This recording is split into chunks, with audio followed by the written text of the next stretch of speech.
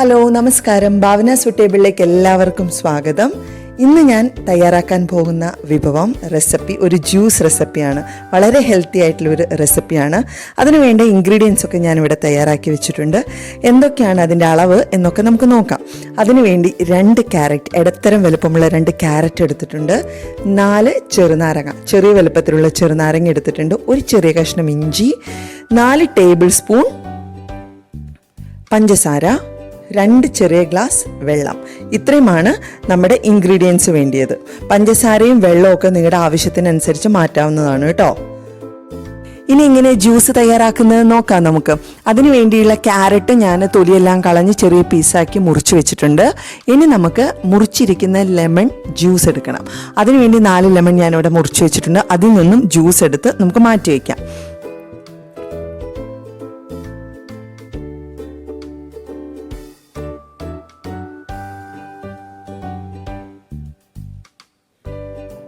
ഇത്രയും ലെമൺ ജ്യൂസാണ് നമുക്ക് കിട്ടിയിരിക്കുന്നത്. നോക്കൂ, ഇത്രയും 4 നാരങ്ങയിൽ നിന്ന് നമുക്ക് ഇത്രയും ലെമൺ ജ്യൂസ് കിട്ടിയിട്ടുണ്ട്.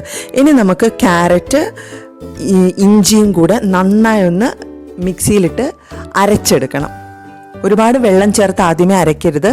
ശകലം വെള്ളം ചേർത്തിട്ട് നമുക്ക് ഇതൊന്ന് അരച്ച് എടുക്കാം. ഇത്രയും വെള്ളം മതിയാവും. നോക്കൂ, നന്നായി അരഞ്ഞു വന്നിട്ടുണ്ട്. ഇനിയാണ് നമുക്ക് ജ്യൂസ്, എത്ര ഗ്ലാസ് ജ്യൂസാണോ വേണ്ടത് അതിനനുസരിച്ചുള്ള വെള്ളവും ചേർത്ത് കൊടുക്കണം. കൂടാതെ എടുത്തു വെച്ചിരിക്കുന്ന പഞ്ചസാര ഞാൻ പറഞ്ഞല്ലോ, ആൾക്കാരുടെ ആവശ്യമനുസരിച്ച് ഷുഗർ കൂട്ടിയെടുക്കാം, കുറച്ചെടുക്കാവുന്നതാണ് കേട്ടോ. ഞാനിപ്പോൾ 2 ചെറിയ ഗ്ലാസ് വെള്ളമാണ് ഒഴിച്ചു കൊടുക്കുന്നത്. നമുക്ക് വെള്ളം ഒഴിച്ചിട്ട് നന്നായിട്ട് ഒന്നും കൂടെ മിക്സ് ചെയ്ത് അരച്ചെടുത്തിട്ട് വരാം. നോക്കൂ, നന്നായിട്ട് ജ്യൂസ് അരച്ച് എടുത്ത് വന്നിട്ടുണ്ട്. നമുക്ക് പാകത്തിനായി വന്നിട്ടുണ്ട്. ഇനി നമ്മൾ എടുത്തു വച്ചിരിക്കുന്ന ലെമൺ ജ്യൂസും കൂടെ ഇതിനകത്തേക്ക് ഒഴിക്കാം.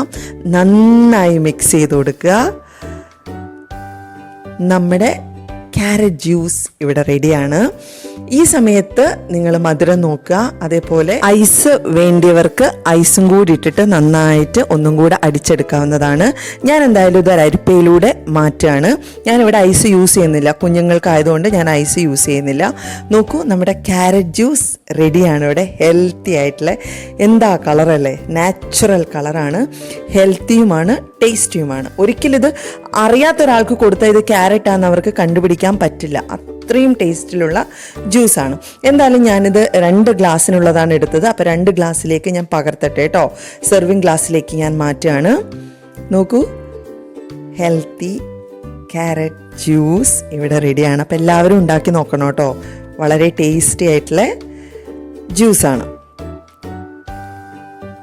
അധികം ഇൻഗ്രീഡിയൻസ് ഒന്നും വേണ്ടല്ലോ, വീട്ടിലുള്ള എല്ലാ ഇൻഗ്രീഡിയൻസും വെച്ച് ചെയ്താൽ മതി.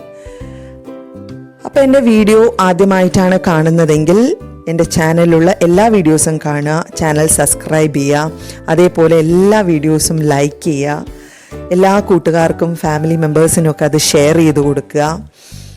അപ്പം ഭാവന സുട്ടേബിളിലൂടെ നല്ലൊരു വിഭവമായിട്ട് ഇനിയും കാണാം.